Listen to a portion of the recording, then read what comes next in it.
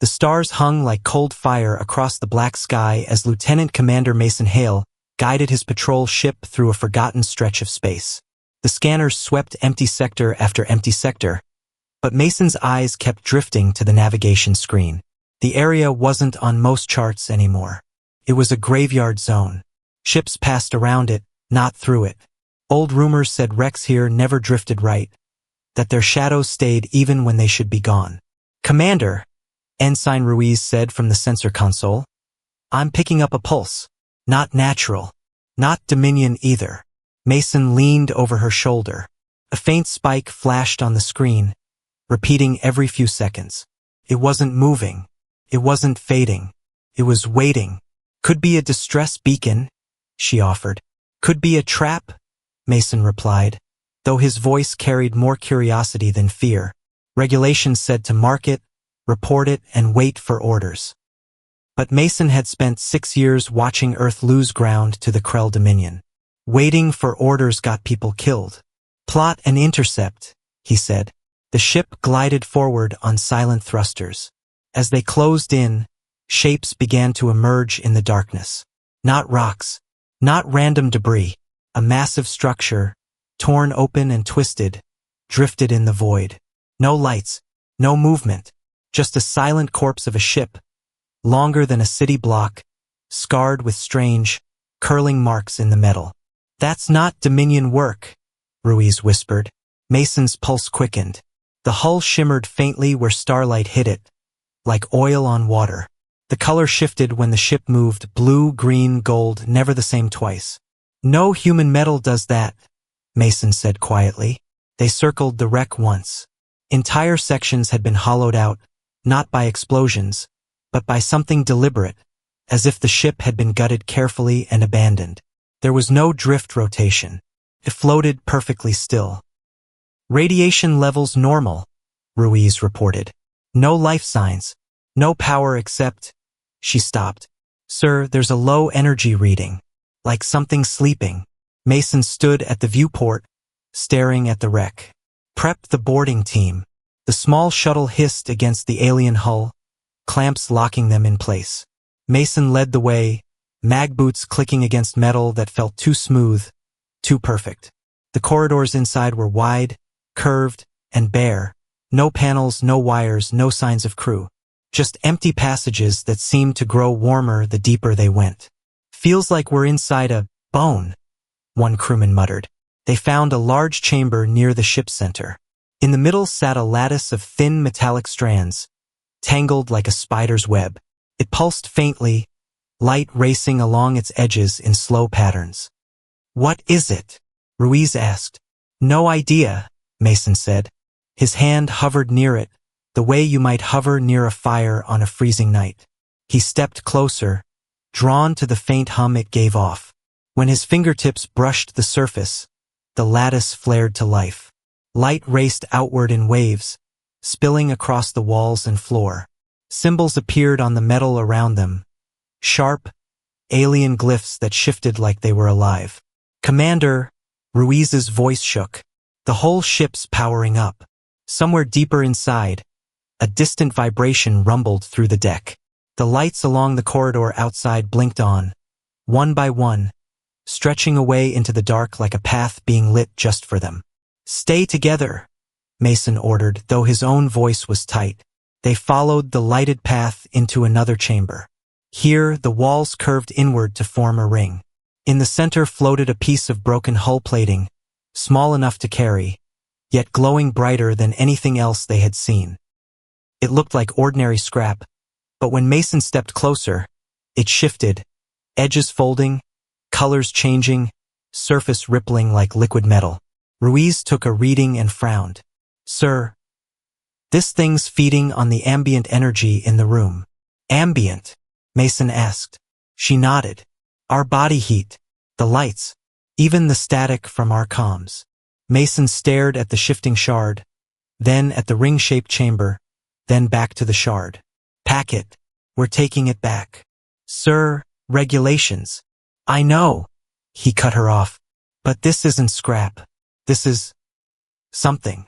As they carried the shard back toward the shuttle, The lights in the wreck began to dim again, one by one, until only the faint glow from the shard lit their way.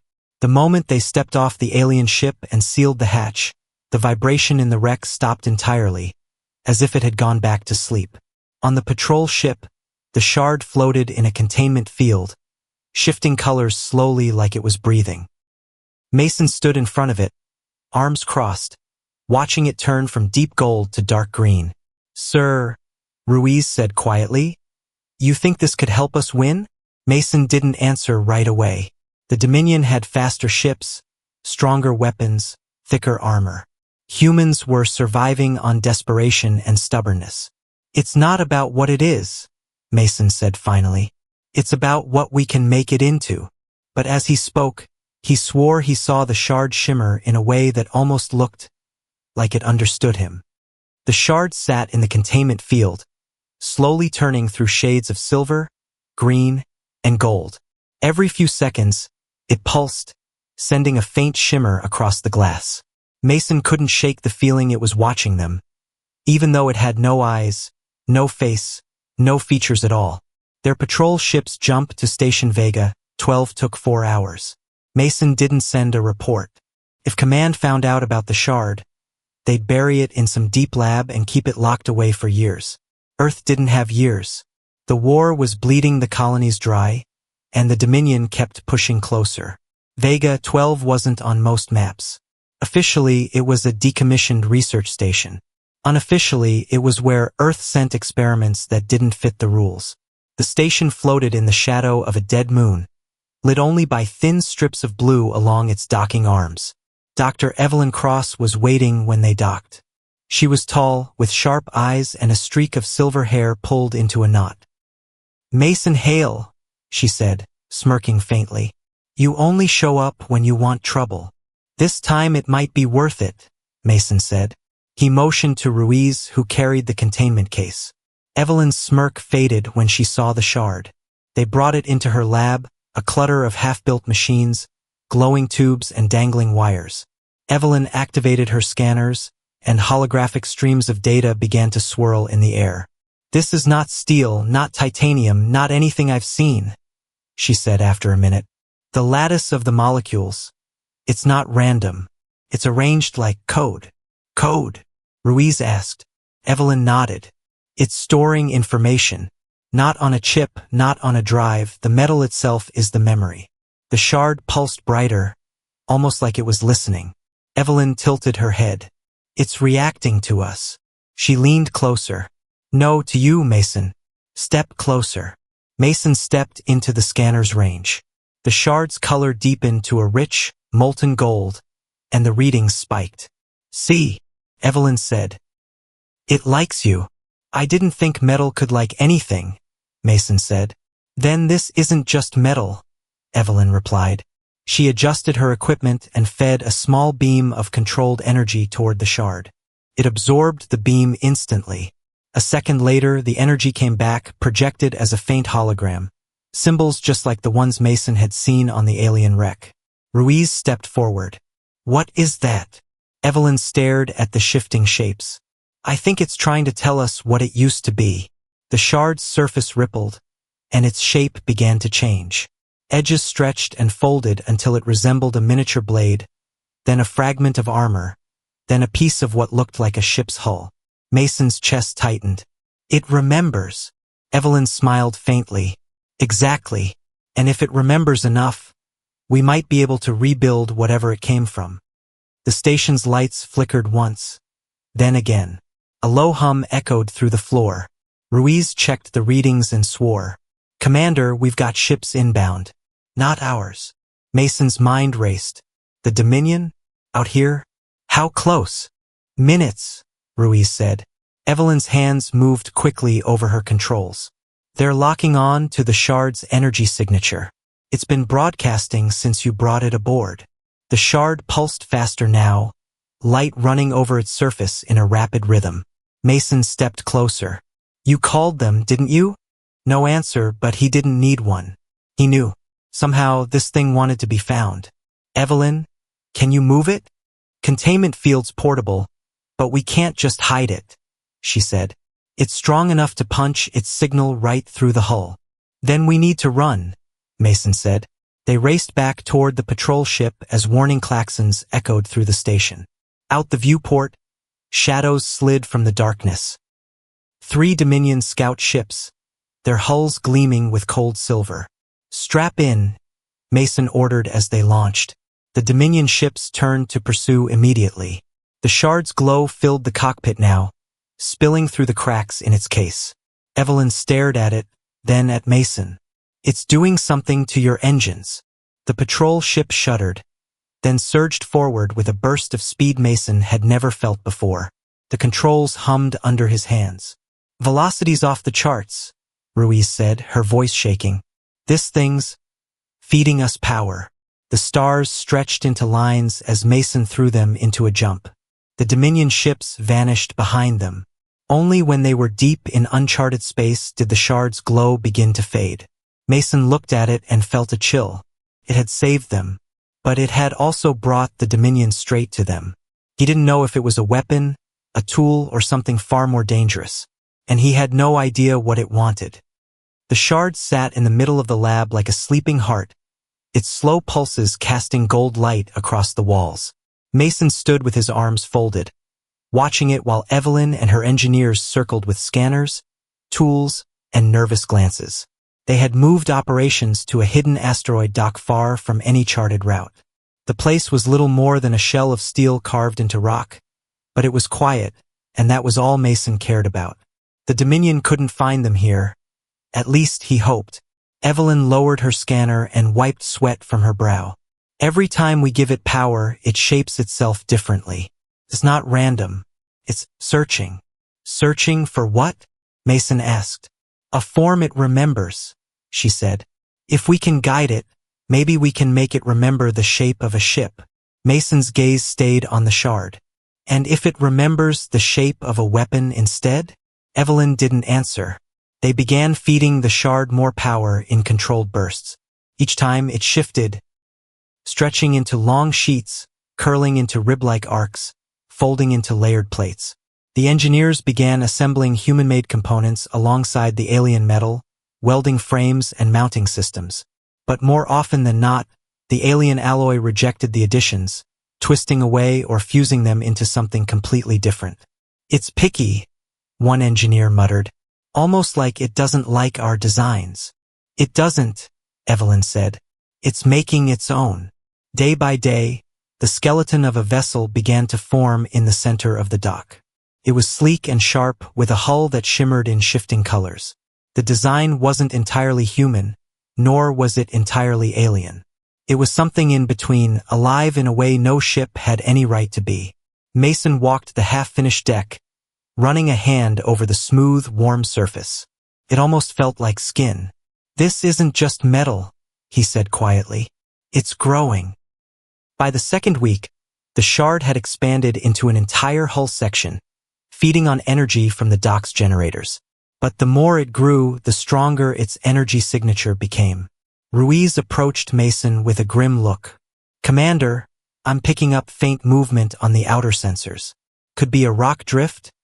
Or a ship running dark. Mason's jaw tightened. How far?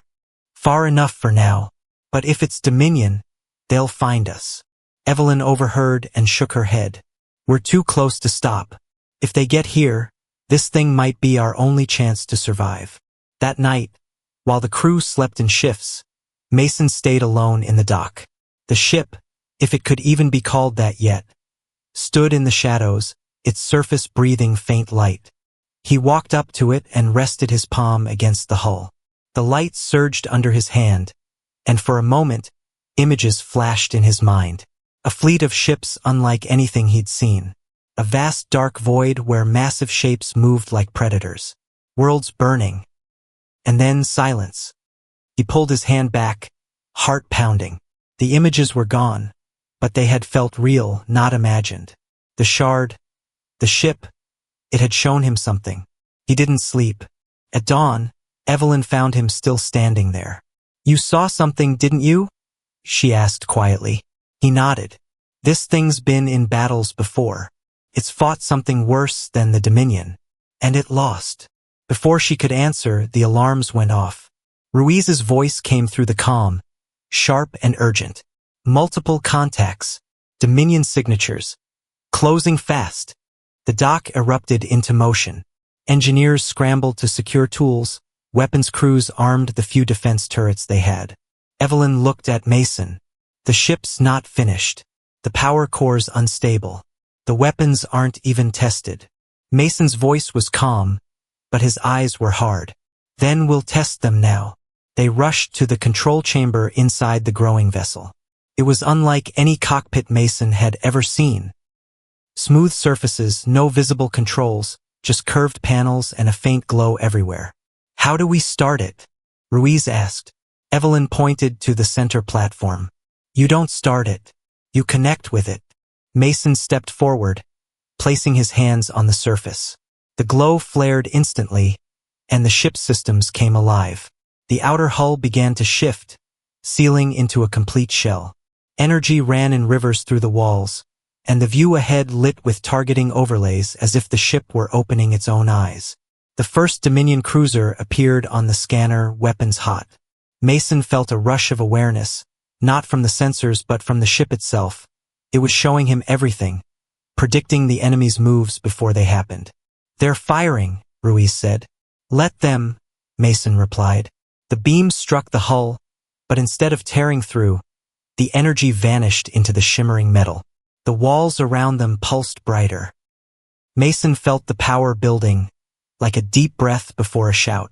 The ship moved on its own, darting forward with a speed no human vessel could match. It passed directly through the Dominion cruiser. No collision, no resistance. Yet a second later, the cruiser's core flared and tore itself apart. The comm crackled with Evelyn's voice, half in awe, half in fear. Mason, I think it's learning from us. And outside, 2 more Dominion ships closed in fast. The Dominion ships came in from opposite sides, their silver hulls glinting against the dark. Mason felt the ship's awareness pressing at the edge of his thoughts, feeding him flashes of what was coming before the enemy even moved. The targeting lines lit up in his vision, not from any control panel but from the ship itself, like it was showing him exactly where to strike. The first enemy opened fire, a streak of violet energy cutting through space toward them. Mason didn't touch a single control. The ship tilted smoothly, letting the beam graze its side. The energy sank into the hull, making the entire interior glow brighter. He could feel it like a pulse through the floor, running up into his bones. Power levels climbing, Ruiz said, her voice unsteady. It's feeding on them. The second Dominion ship fired a rapid barrage, but instead of dodging, the ship darted straight toward it. Mason barely had time to brace as they closed the gap in seconds, phasing through the cruiser's shields like mist through glass. The moment they passed through, the ship released a pulse, raw energy exploding outward from inside the enemy vessel. The Dominion ship split apart, pieces spinning into the void. They're scared, Evelyn said quietly, watching the sensors. The last one's pulling back. Not for long, Mason muttered. They'll bring more. The surviving cruiser turned and fired a different kind of weapon. A small black sphere that streaked toward them and clamped onto their hull.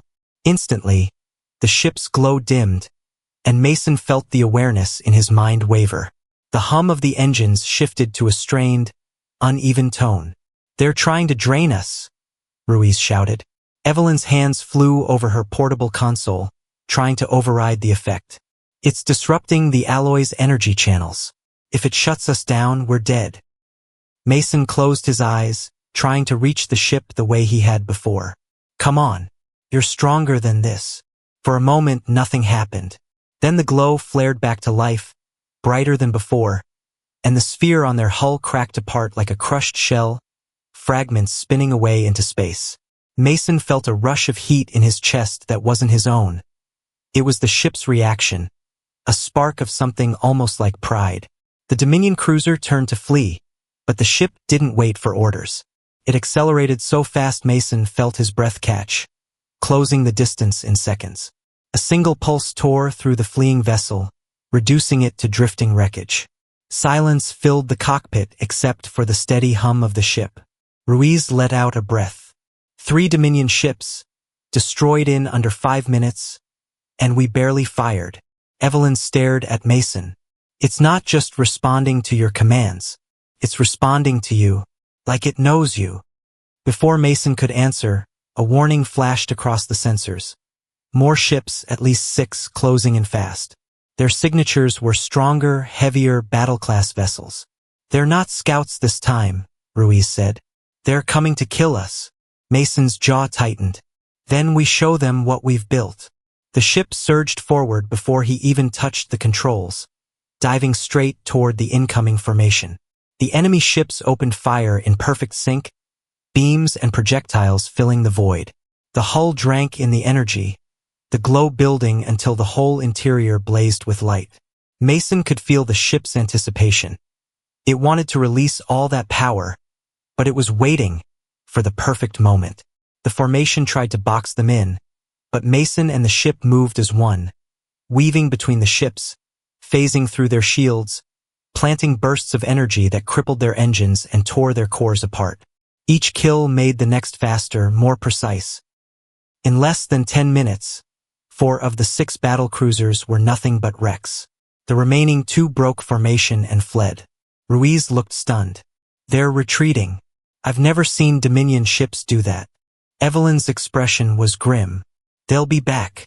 And next time, they'll come with something designed to counter this. The glow in the walls faded to a calmer pulse. Mason rested his hands on the surface in front of him. Then we finish the ship. We make it ready for anything. But deep down, he knew this was only the beginning. The Dominion had just seen a weapon they couldn't match, and they wouldn't stop until they figured out how to destroy it, or take it for themselves. Somewhere out in the dark, he could almost feel their eyes watching, waiting for their chance. And the ship could feel it too. It was ready. The repairs and upgrades went on for days. The ship's strange alloy kept growing into new shapes, adding armor plates and sealing gaps in ways the human engineers didn't fully understand. Mason didn't question it. Every change made the vessel faster, stronger, more unpredictable. Still, the feeling in the dock was tense. Ruiz had picked up faint readings on long-range sensors twice, brief flashes that could be natural interference, or could be Dominion scouts keeping their distance. Nobody slept easy. On the 5th night, the warning alarm screamed. Ruiz's voice came through the calm, sharp and cold. Multiple Dominion signatures, big ones. They're coming in fast. Mason was already running toward the ship.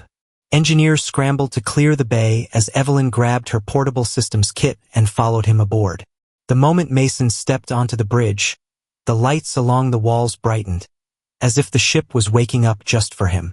How many? Mason asked. For destroyers, 2 heavy cruisers, Ruiz replied. They'll be here in less than 5 minutes. The ship lifted from the dock with a smooth hum, sliding into the black. The enemy formation appeared on the forward display, cold, gleaming shapes cutting through the dark like knives. Mason felt the familiar awareness in his head, the ship's mind brushing against his own, waiting for him to move. The first destroyer fired, a blazing energy beam aimed straight for them. The hull drank in the power, pulsing bright gold. Mason smiled. Your turn, he murmured. The ship leapt forward, weaving between the destroyers, dropping pulses of energy that burst inside their engines. One after another, they went dark.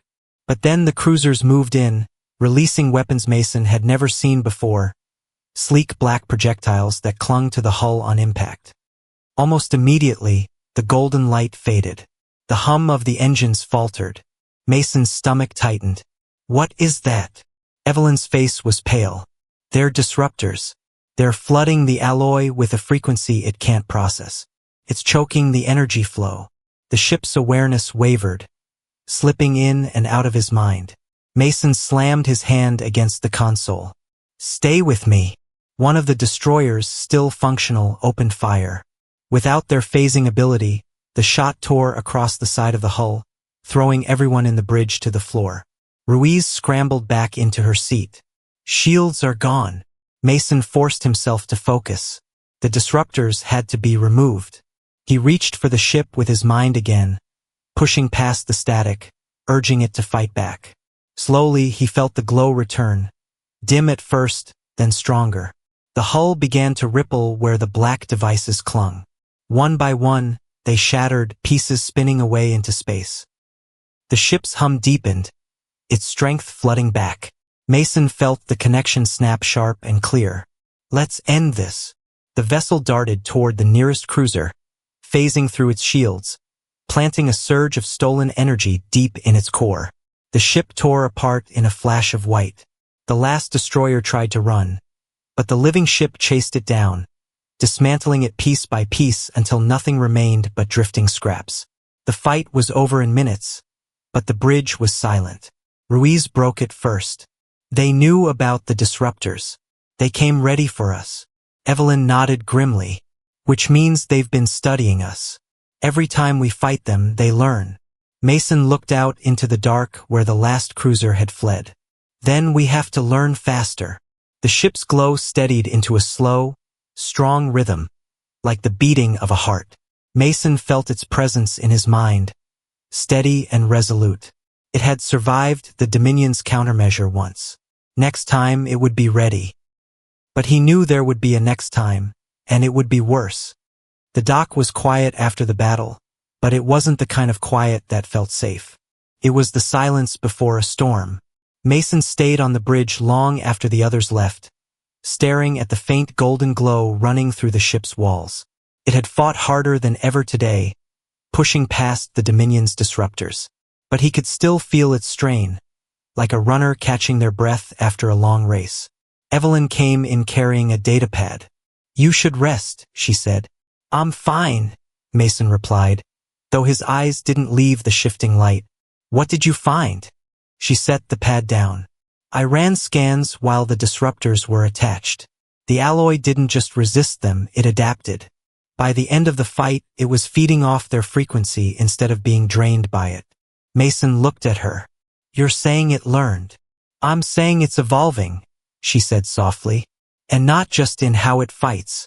I think it's becoming something more." Before Mason could answer, the ship's hum deepened. The glow brightened all at once, filling the bridge in warm light. Mason felt the connection slam into his mind like a wave, clearer and stronger than ever before. He wasn't seeing through his own eyes anymore. Stars stretched out in all directions, brighter and closer than they should be. He felt the pulse of energy through the ship's hull, the flow of power in every system, the faint beat of life. Images followed. Vast ships gliding through a younger galaxy. An ancient war fought in the dark between titanic forces. A planet covered in silver towers, then burning in silence.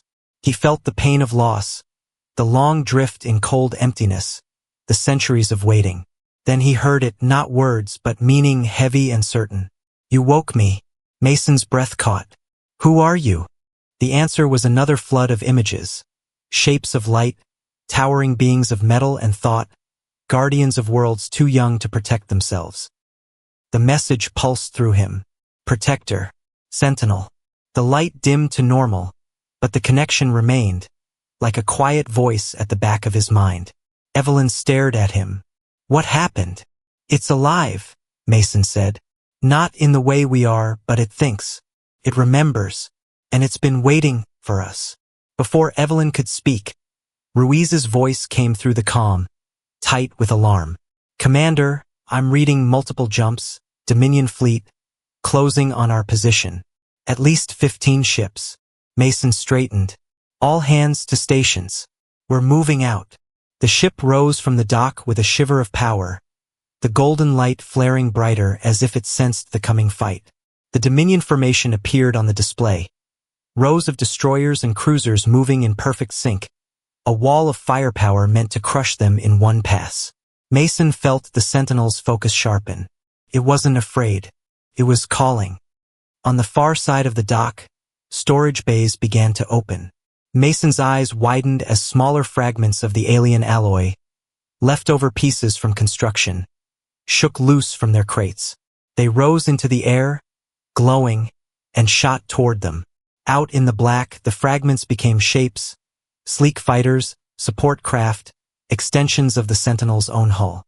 They're not drones, Evelyn whispered. They're part of it. The Dominion ships opened fire, their beams cutting through the void. The Sentinel surged forward, phasing through the first barrage. The smaller craft moved with impossible precision, intercepting shots, redirecting energy into the main ship. Mason gripped the console. Let's show them what happens when you push too far. The Sentinel cut through the first destroyer in a single pass, then turned on the rest. It didn't just fight. It herded them, forcing them into each other's line of fire, breaking their formation, dismantling them piece by piece. Every burst of stolen energy made the glow inside stronger, hotter.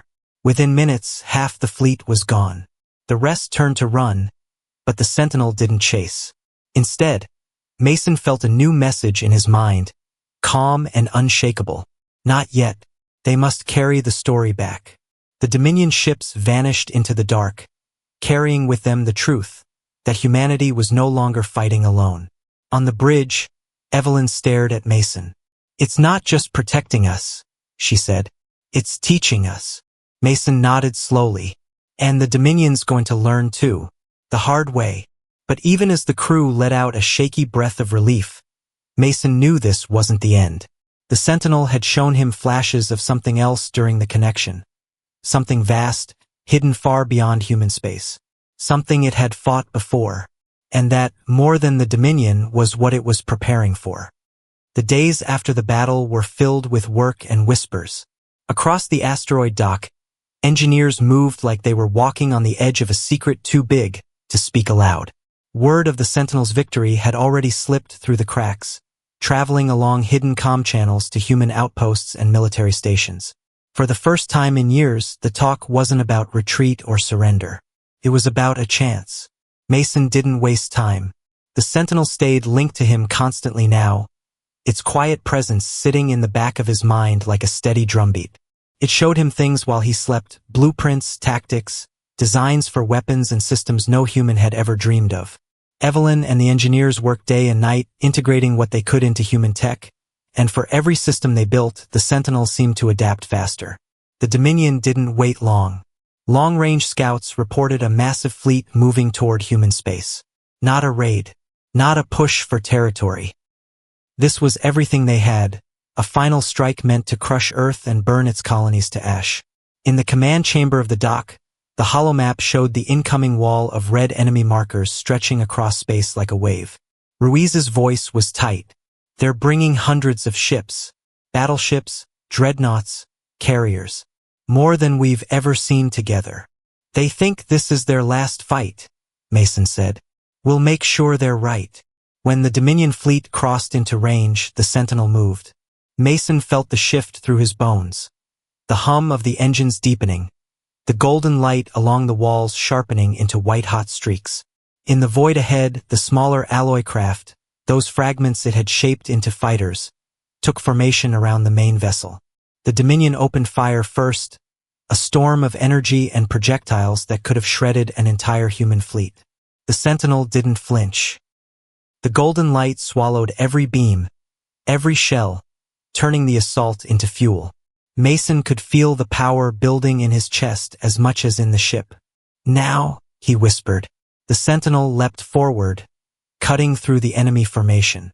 It didn't fight ship by ship. It fought like it was playing the whole battle at once, predicting moves before they happened, slipping between lines of fire, tearing apart the fleet's shape until their perfect wall became scattered, confused fragments. A dreadnought loomed ahead, bristling with weapons. The Sentinel phased through its shields, leaving a burst of energy in its heart. The ship exploded in a burst of light so bright it cast shadows on distant hulls. The smaller craft swarmed carriers, disabling hangars before enemy fighters could launch. Energy ripples from the Sentinel arced across space, linking to the fragments, letting them move as if they were pieces of one mind. Minutes stretched like hours, but one by one, the Dominion ships fell. Some exploded. Some went dark and drifted. Others simply fled. The sky that had been filled with red markers was now mostly clear, the wreckage of the enemy floating in silence. But Mason wasn't celebrating. The Sentinel wasn't done. He felt its focus shift, not toward the survivors, but toward the empty dark beyond them, a place far past human borders. Images hit him all at once. Colossal shapes moving in the void, bigger than any Dominion ship. Worlds torn apart. The same vision he'd seen before, now sharper, louder. The voice pulsed in his mind. The Dominion is not the greatest danger. The true war will come from the deep. Evelyn caught his expression. What is it? They weren't the ones who built you, Mason said slowly. Were they? The light in the walls dimmed, then flared once more, as if in answer. No. The surviving Dominion ships were already retreating at full speed. They had seen enough to know they could not win. Humanity had survived.